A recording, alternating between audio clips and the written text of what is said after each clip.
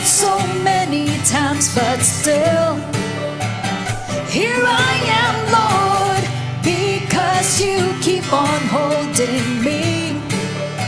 I know I'll make it through, for you are always there.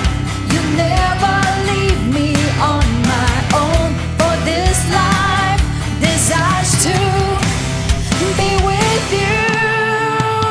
Jesus, the reason I live is you. My Savior, thank you for all the things you've done. I just can't help but give myself to you.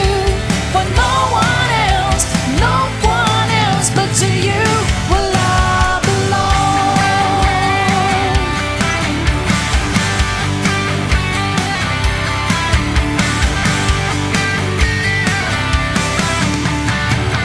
Come on, give it up for Jesus. I've failed so many times, but still here I am, Lord, because you keep on holding me. I know I'll make it through, for you are always there. You never leave me on my own. For this life desires to be with you. Jesus, the reason I live is you. You're my Savior, thank you for all the things you've done. I just can't help but give myself to you. For no one else but to you will I belong. I belong to Jesus.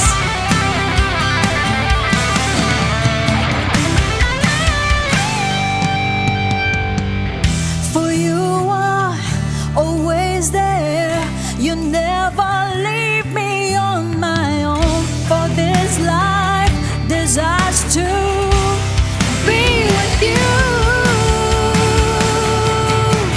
Jesus, the reason I live is you. You're my Savior, thank you for all the things you've done.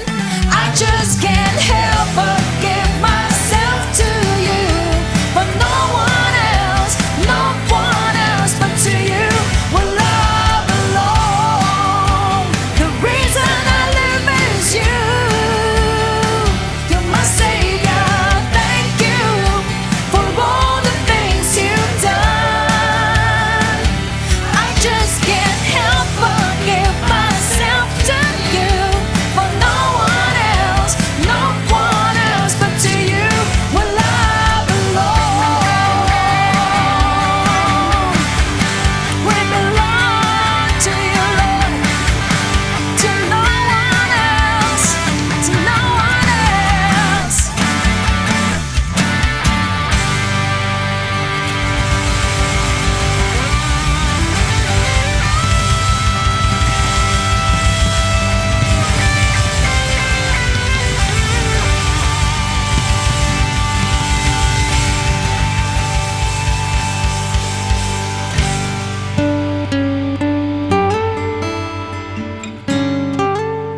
Patuloy ka naming pinupuri at sinasamba, aming Panginoon, mula sa aming mga puso.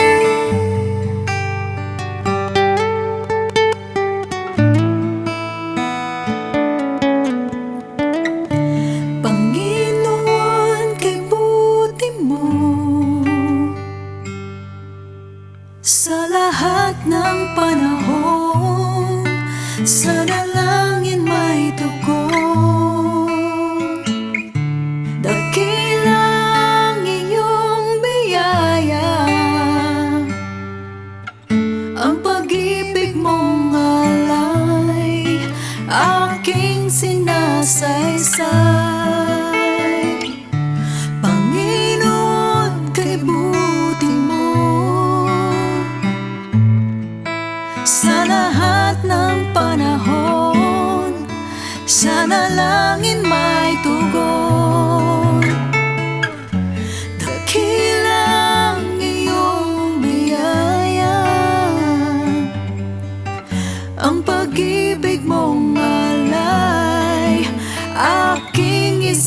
saysay. O Diyos, Ikaw ang Hari at Panginoon, tunay na kalakasan ko, gabay kang totoo. Purihin ka, sambahin ka ng lahat ng nilalang. Panginoong Jesus, kay buti mo sa akin.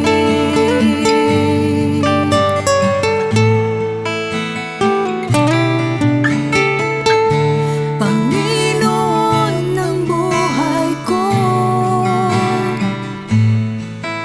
Diyos na makapangyarihan, aking kaligtasan.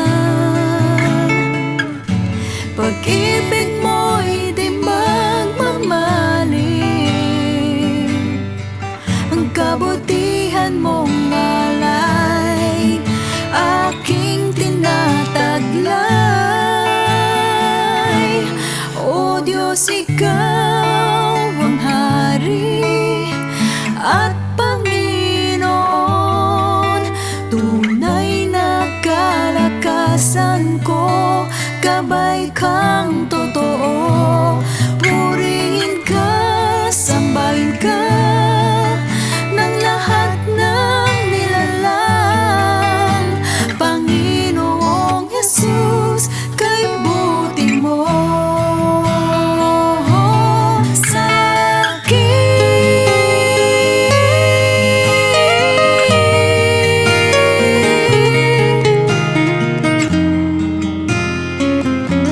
Purihin ka aming Panginoon. Ang kabutihan mo di magbabago habang panahon. Salamat sa pag-ibig. O Diyos, Ikaw ang Hari at Panginoon, tunay na kalakasan ko, gabay kang totoo. Purihin ka, sambahin ka ng lahat ng nilalang. Panginoong Jesus, kay buti mo. O Diyos, Ikaw ang Hari at Panginoon, tunay na kalakasan ko, gabay kang totoo. Purihin ka, sambahin ka ng lahat ng nilalang. Panginoong Jesus, kay buti mo sa akin.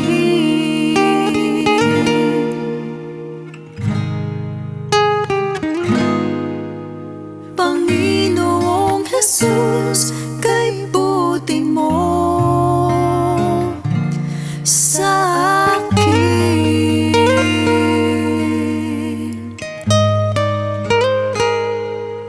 Maraming salamat po, aming Panginoon Jesus.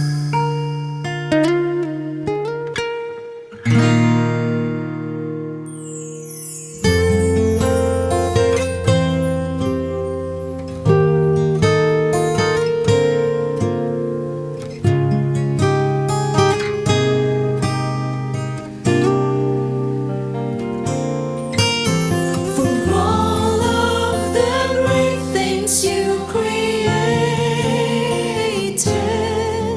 we want to give our praises to your name. For all of the blessings you have given unto us, we want to thank you, Lord, for the blessing. Praising and thanking, exalting your glory.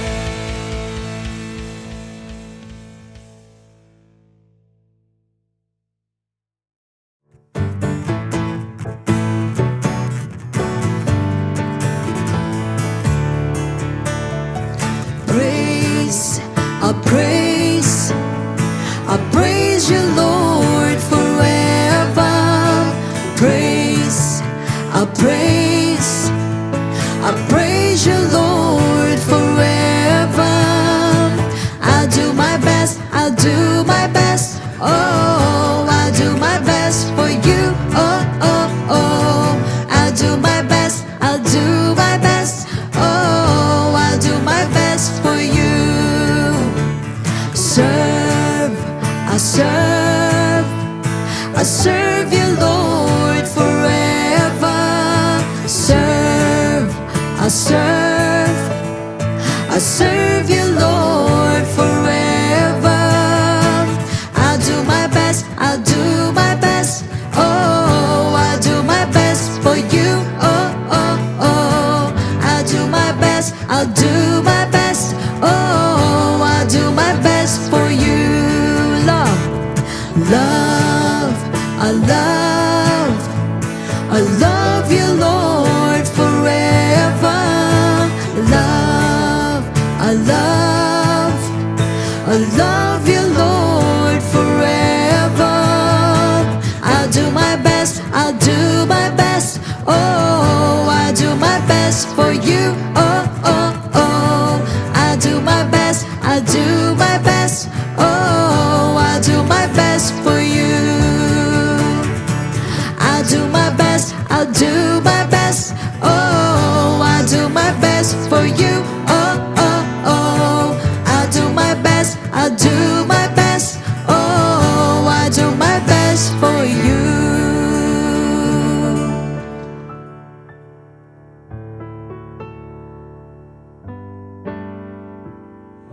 A blessed and wonderful evening, everyone. Isang natatanging gabi na naman po binigay po sa atin na ating Panginoon upang makapag-aral po at makakain na naman po ating po mga espiritual.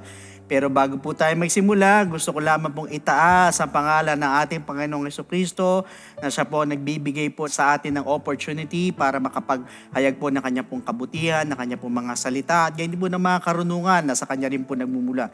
Pangalawa po, I would like to thank our beloved Bishop Louie and Pastor Norma for their continuous guidance to our congregation.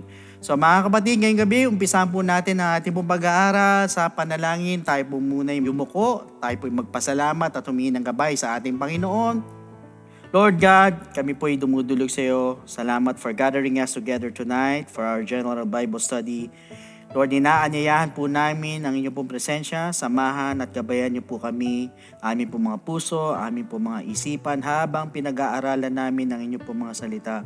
We also pray para sa mga kapatid namin na nasa daan pa uwi, ingatan niyo po sila, bigyan ng ligtas na paglalakbay na nang sa gayon makauwi po sila na maayos sa kanilang tahanan at umabot po sa aming pong pag-aaral.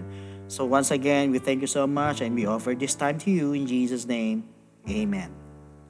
So praise God, brothers and sisters. Last week we have talked about the second part regarding the woman with the issue of blood, in which we learned yung pong tunay na kalagayan ng babaeng ito. So what was the atmosphere during her suffering? Katulad din po ng what she had suffered, of course, and how helplessness can be our backdoor to victory. Tonight, as we continue, let's talk about the third part regarding this woman.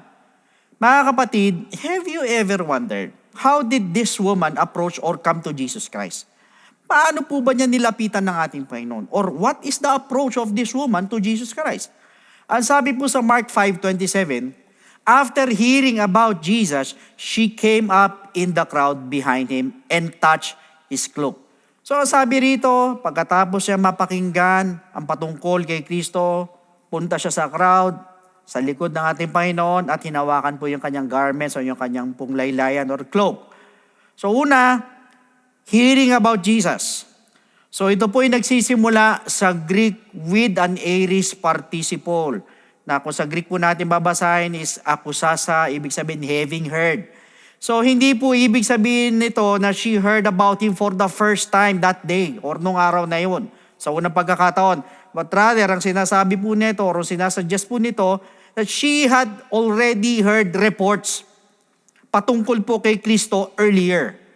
At alam na po niya yung kanya pong reputasyon, alam niya na yung reputation ni Jesus Christ na bilang isang manggagamot, isang miracle worker, and na isang compassionate teacher. At naniniwala po siya na what she heard but could never reach him until now. So ito po'y nag-a-align sa context po sa Galilee. na sa Matthew chapter 4 verse 24, Jesus' fame had spread throughout all Syria po. Gayun din po sa Mark 37 verses 7 to 8, dito naman po yung mga crowds po came from every region of Israel.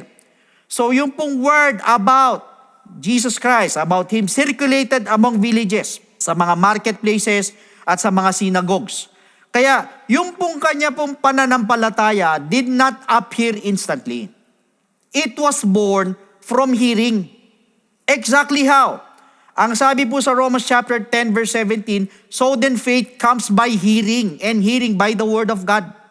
So malinaw po na sinabi ni Apostle Paul that faith comes by hearing. But until the moment ng Mark 5:27, hindi niya po alam kung nasaan po si Kristo. So wala po siyang lakas to travel widely. Hindi siya pwedeng makihalubilo sa mga tao openly due to uncleanness. So, yung pong kanya pong hearing produced belief. But God aligned the moment for that belief para doon sa pananampalataya na yun to be tested and released. So, ibig sabihin, yung kanya pong pakikinig ay nagbunga po ng pananampalataya. Ngunit itinakda po ng Diyos ang tamang sandali upang ang pananampalatayang yun ay masubok at tuluyang maipakita po. Pangalawa, she came from behind Him. So ito pong detalyeng ito ay nagdagdag pa po ng emotional at cultural weight.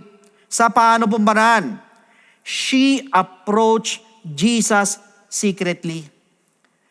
Dahil bilang isang babae po with discharge of blood, she was considered ceremonially unclean. Ayon sa Leviticus 15:25 to 27, she was forbidden to touch anyone or anybody. Bawal siyang umipo sa kahit sino man.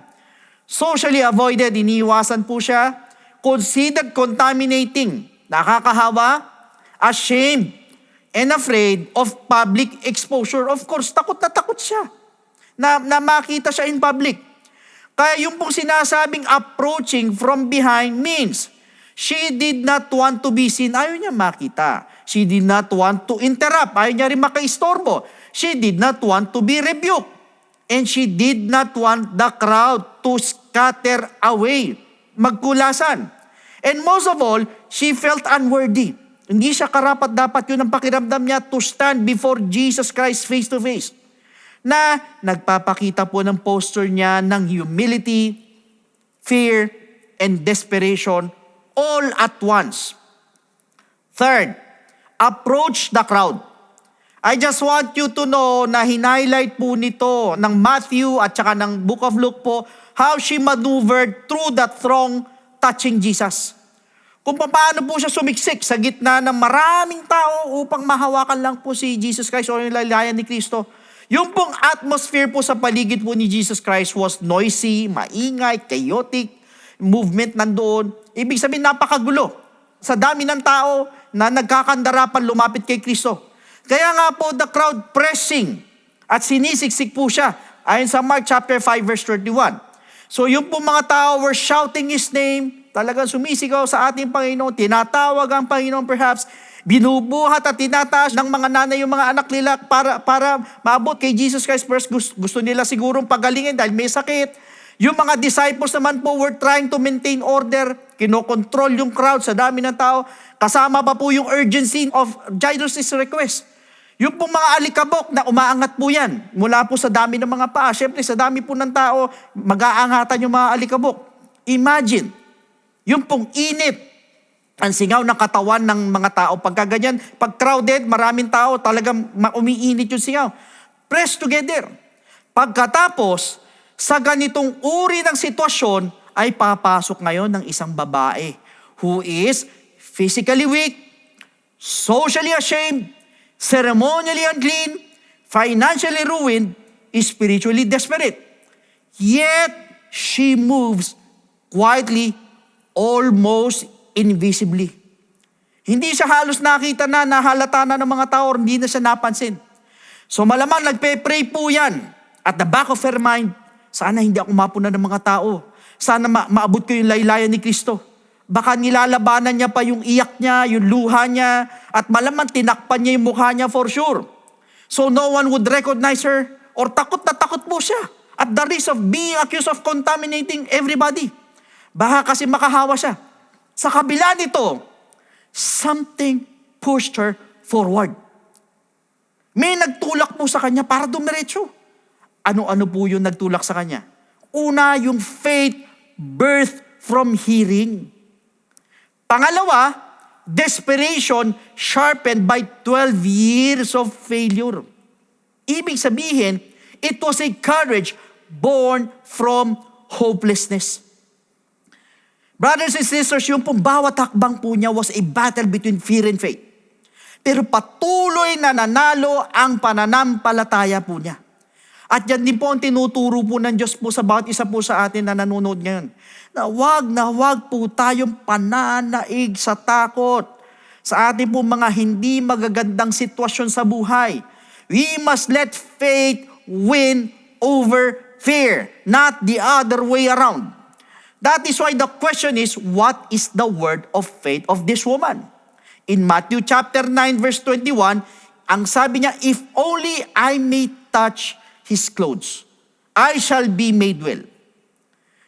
Yan po ang word of faith ng babae. Pag-aralan po natin isa-isa. So this is the first time in 12 years, take note, she spoke with hope. Ito po yung unang-unang pagkakataon na nagsalita siya na mayroong pag-asa for 12 years. Just imagine for 12 long years, ang sinasabi lang niya was disappointment. Yan lang ang lumalabas sa kanya. Exhaustion, pagod ako, kailan matatapos ito, yung mga regret, sana hindi na nangyari sa akin to, bakit nagkaganito ang buhay ko, medical reports, financial ruin, social shame. Pero ngayon, something changed inside her. Meron nagbago sa kanya, sa kaloob-looban niya, sa kauna-unahang pagkakataon in over a decade. Yung pong kanya pong mga salita aligned with faith, hindi po sa takot. Yung pong sinasabi niya is not, I hope, or maybe, or I wish, what if, nakatulad po na marami po sa atin na pagdating po sa mga hopeless situation, puro pag-aalinlangan, pero itong babaeng ito ay hindi po for the first time. But it is certainty. Ibig sabihin ng sinabi niya was, I shall be made well. That means she was telling positivity, hindi po negativity. Ano po ibig sabihin? Meaning, this is the language of faith birthed out of desperation. Second, this statement is her first moment of true theology. Bakit ko po sinabi? Truth be told, mga kapatid, ang pananampalataya po ay parate or po yan nagsisimula with the right thinking about God. Yung kanya pong mga sinasabi ay nagpapahayag na siya po ay naniniwala that Jesus is the Messiah. Siya po ay naniniwala that healing is in His wings. Sa Malakay chapter 4 verse 2. At siya po ay naniniwala that the hem, yung pong crosby doon, symbolizes covenant power. At naniniwala din po siya that mere contact is enough. Na hindi na po kailangan na aware po si Jesus Christ para lang po mahawakan ang laylayan niya. Or no need for Jesus' awareness. And also, she believes His holiness, yung holiness ni Kristo, will not be defiled by her uncleanness. Kaya nga po ang matindi po dito, sa mundo kung saan takot ang mga tao, thinking that touching an unclean person would contaminate them, siya po ay naniniwala sa kabaliktaran. Or she believes in the opposite. Na ang purity po ng ating Panginoon is stronger than her impurity. Na yung kapangyarihan or power po ng Lord is stronger than her weakness. And most of all, yung pong kanyang holiness, yung holiness po ng Lord is stronger than her uncleanness. Ibig sabihin, this is revelation. Ito po isang pahayag o revelasyon. Thirdly, her faith required no attention, it required no publicity, it required no recognition. Hindi niya sinabing, if only Jesus lay hands on me, hindi niya sinabi yun. Or if only Jesus speaks to me, or if only I get a private audience, Ayaw or hindi niya po kailangan ng spotlight. Ibig sabihin, na katulad sa ibang tao, siya po, no conversation needed, wala ding seremonya na kailangan, at wala ding mahabang panalangin na kailangan. Just imagine, siya po ay naniwala na yung pong hidden touch is enough, sapat na for public miracle.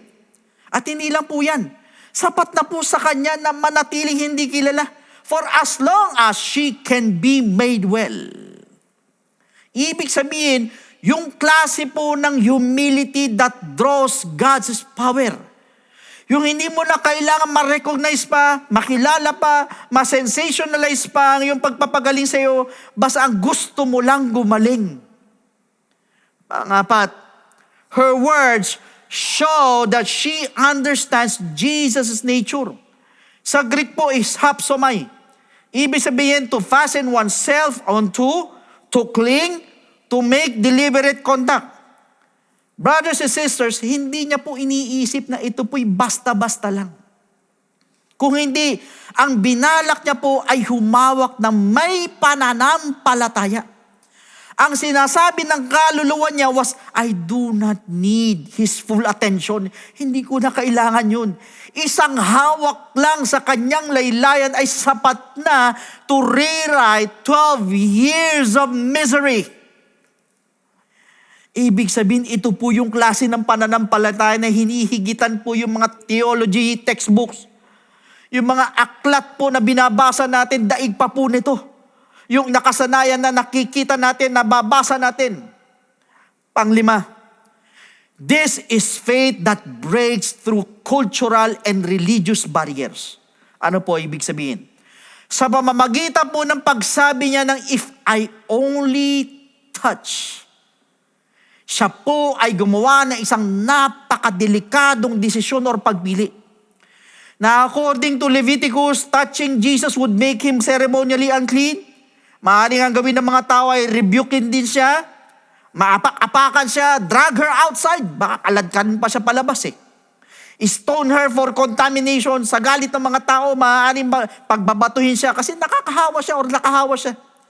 I-expose yung condition niya publicly. Yet ang sinasabi niya, even if I must risk my life, I must touch Him. Wala akong pakialam kahit malagay sa peligro, sa alanganin ng buhay ko, kailangan ko siyang mahawakan or mahipo. Ano po ibig sabihin? This is sacrificial faith. Meaning yung faith that climbs over shame, yung faith that climbs over culture, over fear, sa rejection, sa physical pain na nararamdaman niya, sa religious restrictions, yung mga pinagbabawal, yung mga social norms, yung mga kinaugalian. Meaning to say, mas pinili niya po yung risk of death over the certainty of despair. Mas pinili niya yung panganib ng kamatayan kaysa sa tiyak na kawalan ng pag-asa. Panganim, her faith has no plan B. Ano po ibig sabihin? Pagdating sa mga doktor, tapos na, finish na. Nakailang doktor na siya pero wala naman nangyari. Pera or her money, gone. Ubus na. Said na yung pera niya. Kung meron sigurong bangko nung araw, baka nag-close account na siya. Kumbaga sa isang kumpanyang nalugi, na bankrupt na siya. What about yung strength? Depleted. Wala na din po siyang lakas. Ikaw ba naman ang duguin for 12 long years? Siguradong uubusin niya ng lakas mo. Kahit yung mga kaibigan, yung mga friends, none. Wala na rin. Kung sakali meron siyang kaibigan, malamang nilayuan din siya dahil ayaw nilang mahawa or makontaminate. Reputation, ruin. Siguradong sirang-sira siya. Wasak na wasak siya, kaya halos magtago na siya dahil siya po'y marumi sa paningin ng mga tao. Sa madaling sabi, everything failed. Pero, ito pong sentence na ito becomes her entire theology. If only I may touch, kung mahahawakan ko lang. Kung mapupuna po ninyo, wala po siyang backup strategy, kaya nga walang plan B. Walang second opinion, walang alternative healer bukod sa mga doktor. And there was no other option. Sa madali sabi, dead end na on all sides. She was cornered. But this is an exclusive faith. In what sense? Faith with one target. Ano yun? Mahawakan lang ang laylayan ng damit ni Kristo. Now, punta po tayo sa pangpito. Her statement shows faith before the miracle happened. Ibig sabihin siya po ay naniwala muna bago niya nakita. Or she believed before seeing. Which is why sinabi po ni Jesus Christ later, "Daughter, your faith has made you whole." Hindi po yung paghipo. Hindi din po yung tassel. Hindi rin po yung mga tao at hindi rin po yung pagkakataon. Kundi yung pong kanyang pananampalataya. Bakit ko po sinabi? Because faith travels ahead of the miracle and touches Jesus before her hand does. Nauna muna ang pananampalataya bago ang himala at nahawakan nito si Jesus Christ bago pa man mahawakan ng kanyang kamay. Now, pangwalo, this is a model of how faith speaks before it acts. Ano po ibig sabihin? Ito po yung halimbawa kung paano po magsalita or mangusap po ang pananampalataya bago po ito gumawa, bago ito umaksyon. Kaya nga sabi sa Matthew 9:21, "For she said to herself, if only I may touch his garment, I shall be made well." Ito po yung nagdagdag ng detalye na she said within herself. Ibig sabihin, her heart, yung puso po niya, preached to itself. Nangusap po ang puso niya sa kanyang sarili. Her soul declared her own healing. Ibig sabihin, pinahayag po ng kanyang kaluluwa yung kanyang sariling kagalingan. And also, she prophesied before she touched him. Nagpahayag siya muna ng pananampalataya bago niya siya mahawakan. Ano po ibig sabihin nito? Ito po yung tinatawag na inner voice of faith. Ibig sabihin, what she said inside her heart became what God honored publicly. Ito po ang tinanghal po ng Diyos sa harap ng maraming tao, sa harap po ng lahat. So apparently, sa pagkakataon po ito, let's talk about faith in action. Ang sabi sa Matthew 9:20, she reached out and touched the hem, the kraspedon of his garment or his cloak, the fringe of his robe. Ano po ibig sabihin po nito? First, this was not an accidental touch, hindi po. But it was an act of deliberate, focused faith. Ibig sabihin, hindi po ito basta aksidente.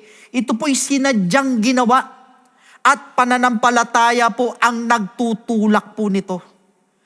Yung pong ginamit po na Greek na verb para sa salitang touch or hepsato mula po sa haptomai na ang ibig sabihin was to fasten oneself onto. Kumbaga sa seatbelt, nilak mo na ang sarili mo sa upuan or naka-seatbelt ka na. To cling to, kumapit ng husto. To grasp with purpose. Meron kang layunin yung paghawak mo. To seize hold of. Yung pong mahigpit na hawakan or hawakan. Hindi lang po isang banayad na haplos. Bagkus ito po'y nagpapakita ng isang desperadong babae who's intentionally locking her faith on Jesus Christ. So ang iname niya, yung pong hempo ng Lord. Pinagplanuhan po niya yung pagkilos, yung paggalaw po niya, at yung pong bawat hakbang was calculated by faith and carried by weakness. Second, yung pong hem, or yung pong kraspedon. This carried a theological meaning. And I just want you to know na hindi lang po ito basta isang pinakadulo ng or bottom edge ng isang robe, ng isang garment, or ng cloak, kung hindi ito po yung tinatawag na tassel or tzitzit na inutos po sa Numbers 15:37 to 41, gayon din sa Deuteronomy 22 verse 12. So ito po'y sumisimbolo ng covenant identity or yung pong pagkakakilanlan sa tipan ng Diyos. At ito rin po'y sumisimbolo ng divine authority o yung kapangyarihan mula po sa Diyos. Kasama din po dyan yung obedience to God's commands, yung holiness, yung remembrance of the law. Kaya po, sa mamamagitan po ng paghipo ng kraspedon, nung laylayan ng ating Panginoon, hindi lang po siya basta humihipo ng basta tela lang po yan. But she was touching the symbol of the covenant. Yung po ang pinakahinihipo niya talaga. The fulfillment of the law, walang iba kundi ang ating Panginoong Jesucristo. The Messiah's authority, and most of all, she was touching the wings in which healing was promised. Sa Malakay 4:2 po yan. Meanwhile, let's proceed with the third one. The hem was low. Ibig sabihin, kailangan pa po niya magbow o yumuko or mag-stoop down or gumapang kasi nga po mababa po yung hem. Para hipuin po yung hem, mga kapatid, she had to get low. Kailangan niya munang bumaba ng husto. Alos baka nakadapa na baka hindi lang nakayuko eh. She had to push through sa mga feet, saka sa mga legs ng mga tao. Sisiksik niya talaga yan sa mga binti, sa mga paa ng mga tao na nandoon. At malabang, gumapang po siya sa alikabok or sa lupa. She also risks of being trampled. Sigurado yan. Baka maapakan siya ng mga tao, yung kamay niya, baka maapakan yung paa niya, baka maapakan, baka pati katawan niya. Na nagpapakita po nung kanya pong posture was humble, she was broken, or it was desperate, and bowed down. Kaya ito pong physical posture na ito reflected their spiritual posture na a heart that had run out of pride and options. Or isang puso na wala ng pagmamataas at pagpipilian. Yung pong katawan niya stooped in the dust, pero yung pong kanya pong pananampalataya, reach the heavens, umabot sa langit yung pananampalataya niya. Ibig sabihin, ganun po katindi yung pananampalataya niya. Kung gaano siya nagpakababa or bumaba para lang maabot, mahawakan yung laylayan ni Kristo. Ganun naman, umakyat yung or tumaas yung kanyang pananampalataya. Na kung tutusin, she was against all odds. Pero nang dahil sa tindi ng pananampalataya niya, she got what she needed. 4, she touched what others ignored as hundreds pressed Jesus. Hinawakan niya yung binaliwala ng ibang tao. Kahit nasiksikan pa, daang-daang tao na nandun kay Jesus Christ. Just imagine, many brushed or nakadampi against sa robe. Pero, walang ni isang nakaisip na tao of touching the hem. Why? Because these people or they followed out of curiosity. Sino ba yan, Jesus Christ na yan? Ano ba ang meron sa Kristo na yan? Tignan ko nga, totoo ba yung sinasabi nila na nagpapagaling yan, na nagmimiracle yan? And also these people, they touched Jesus casually. Hinawakan lang nila si Jesus Christ nung basta-basta lang at walang layunin. They were near Him. These people were near Him physically, but far spiritually. Malapit sila, literal. Ngunit walang connection pagdating sa spiritual. Pero, hinipo nung babae yung hem. Why? Bakit yung hem? Because she understood. Na kung hindi ko siya kayang abutin or hipuin ng buo, I will still reach whatever touches Him. Ito po yung tinatawag na radical faith or yung naiibang pananampalataya. 5, touching the hem was an act of humility and faith combined. So kung mapupuna po ninyo, hindi po siya nag-demand ng attention sa ating Panginoon. Hindi niya hiniling na huminto si Jesus Christ eh. Hindi niya po kailangan ng public display, hindi niya hinanap yung kamay or yung boses or even the face of Jesus. All she wanted was just the hem. It is enough. Sapat na. Yung laylayan lang, okay na para sa kanya. Brothers and sisters, ito po yung klase ng pananampalataya that honors Jesus deeply. Yung klase ng pananampalataya that does not insist on formality. Yung klase ng pananampalataya that is content with the smallest contact. Imagine, kontento na siya sa pinakamaliit na contact, na nagko-connect po kay Jesus Christ. Yun lang ang kailangan niya. Pang-anim, her touch was a silent prayer. She said nothing loud. Yung kanya pong paghipo, ayun na po yung kanyang pinaka-prayer. Dala na nanginginig na daliri, pati ng kamay niya. Imagine 12 years of pain, 12 years of shame, 12 years of rejection, 12 years of failed hopes, and 12 years of exhaustion. Pero yung paghipo niya na yun, ay may bit-bit po na determination. May bit-bit po, dala pong revelation. Nandoon ang humility, bit-bit po yung expectation, yung desperation, at yung pananampalataya. Sa madalit sabi, it was a prayer without words. Isang iyak na walang boses, isang sermon na walang tunog. Pero ang matindi, ito po yung narinig ng langit. Ano po ibig sabihin?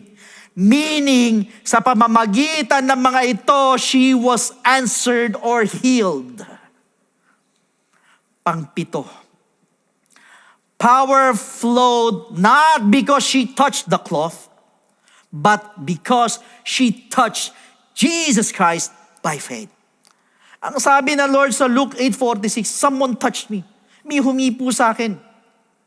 Ibig sabihin, not bumped me, or nasagi ako, nabunggo ako, not pressed me or siniksik ako, not crowded me. Kung hindi ang sinasabi ng Panginoon dito, hinipo ako in a way that pulled on my power. Ang matindi, yung pong kanya pong kamay at mga daliri made contact with fabric. Pero yung kanya pong pananampalataya, yung kanya pong faith, made contact with God. And lastly, pangwalo, the hem became the bridge between her weakness and His power. Ang buong buhay niya po was draining. It was weakening, nakakapanghina. Manghihina ka talaga, 12 years of blood. And diminishing. Pero alam niyo po, the moment she touched the hem, yung pong direction niya po was reversed. Ano po ibig sabihin? Weakness became strength. Yung sickness po niya became healing. Yung uncleanness or unclean niya po became clean. At yung pong shame became acceptance. In other words, yung pong helm was the moment wherein human, take note, inability collided with divine sufficiency. Ibig sabihin, nagtagpo po ang kahinaan po ng tao at ang walang hanggang kakayanan at kapangyarihan po ng Diyos. At dito po nagtatapos ang kwento po ng babaeng ito or the woman with the issue of blood, hoping that we learn a lot from her, even from all the people that we have discussed, katulad po ng kalawakan ng pag-abot po, ng habag po ng ating Panginoon, kung paano po siya nag-a-appoint ng tao, hindi po base sa heritage, kundi sa pananampalataya, on how proximity is nothing without spirituality, and how helplessness, katulad po dito sa babaeng ito, be a backdoor to a miracle. And how faith can turn the most vulnerable, weak, and stained into a well-known, favored character in the history of the Bible. At dito po magwawakas po ang ating pong series regarding the righteousness of the unrighteous. Kaya sa pagkakataon po ito, tayo po'y muli magpasalamat sa Panginoon. Yuko natin po ang ating pong mga ulo. Tayo po'y manalangin. Lord God, maraming pong salamat sa mga aral na natutunan namin ngayong gabi. Salamat po sa kalawakan po ng iyong awa, sa iyong pong habag, iyong pong biyaya. At salamat po sa pagpili mo po sa mga tao base sa pananampalataya at sa pagpapakita na ang tunay po na spiritual connection ay higit pa po sa aming estado o sa aming pong katayuan. Lord, tulungan mo po kami na isabuhay po ang mga aral na ito.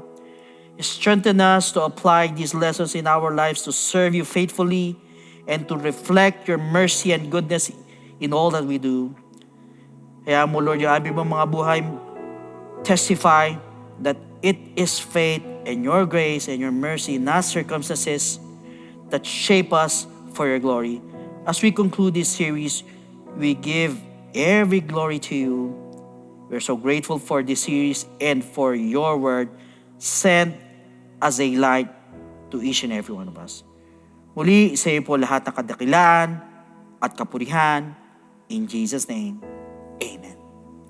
Glory to God sa napakagandang mensahe and napaka-enlightening na message po para sa atin pong lahat po ito. At grabe po talaga ang kapangyarihan po ng sincere po na pananampalataya. Tandaan niyo po, nothing can be compared with the limitless power ng ating Panginoon that is activated when we act in faith. While sa atin naman po mga first-time viewers, kung gusto niya rin po ng ganitong pananampalataya o ganitong faith na makapagbabago ng inyong pong buhay from limitation to possibilities, maaaring iba po sa inyo struggle to believe, struggle to have faith. Pero alam niyo po, ito po mensaheng ito ay pinapakita po sa atin that having faith is what makes Jesus freely become our Savior. Umpisahan po natin yung pananampalataya natin, yung journey mo dito, sa pamamagitan po na paniwalaan po natin ng ating Panginoong Jesucristo, tanggapin po siya bilang sariling tagapagligtas, at higit sa lahat ay paniwalaan po yung gospel of salvation. Pag sinabi po natin salvation in Ephesians chapter 2 verse 8, for by grace you have been saved through faith. Malinaw po na sinabi ng talata that we are saved by grace through faith.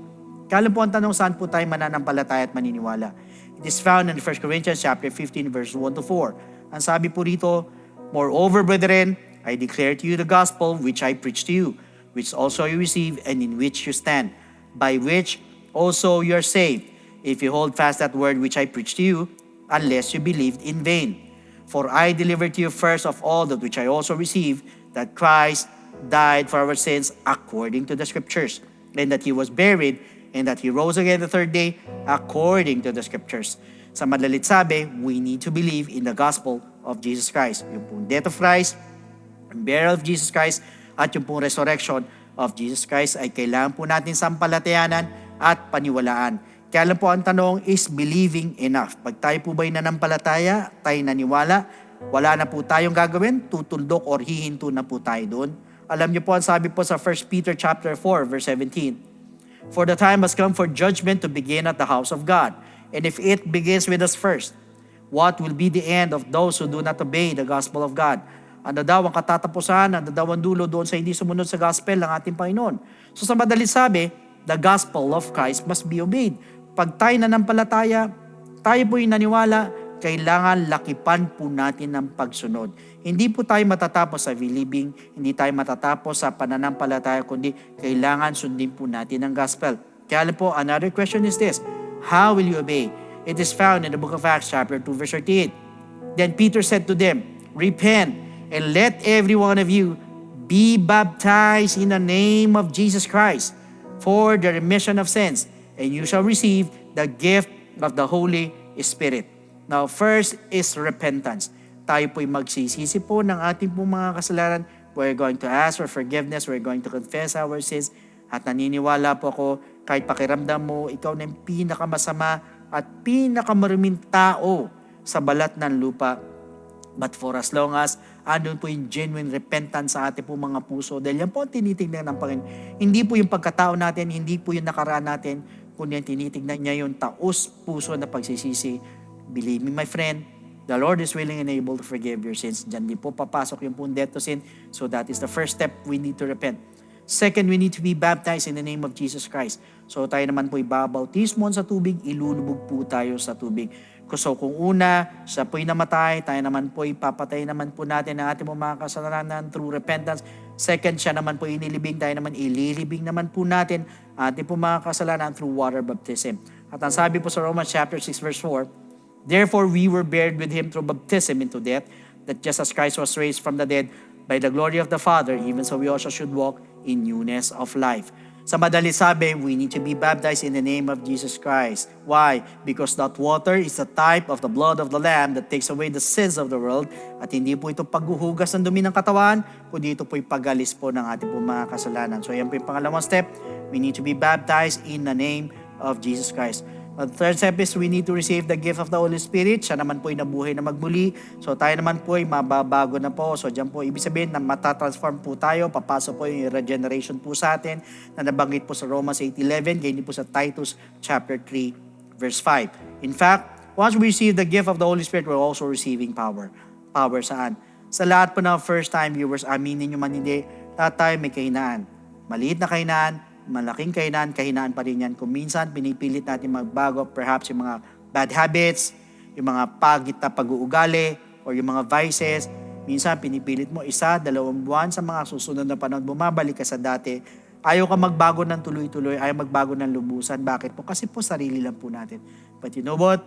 Once you receive the gift of the Holy Spirit, yan po yung sinasabing power. Power saan? Power to overcome all our weaknesses, at yan din po yung magpapaalala po sa atin para makasunod po sa kalooban po ng ating Panginoon. So take note, dito po 3 bagay na ito ay kailangan maganap po sa ating po mga buhay. First, we need to repent. Second, we need to be baptized in the name of Jesus Christ for the remission of sins. And thirdly, we need to receive the gift of the Holy Spirit, and that is what we call the good news, and that is the gospel of Jesus Christ.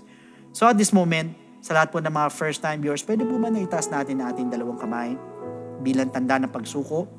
Yuko natin po mga ulo, pikit natin po ang ating po mga mata, and please repeat after me with despair na habang binabanggit nyo po ang panalangin nito, nandun yung taos puso na tayo po'y humihingi ng tawad sa ating Panginoon, tayo po'y nagsisisi po ng ating mga kasalanan. So please repeat after me.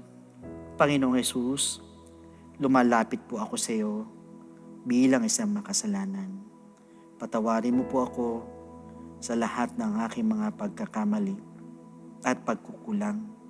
Sa oras na ito, tinatanggap po kita bilang sariling tagapagligtas at tinatanggap po kita bilang Diyos ng aking buhay.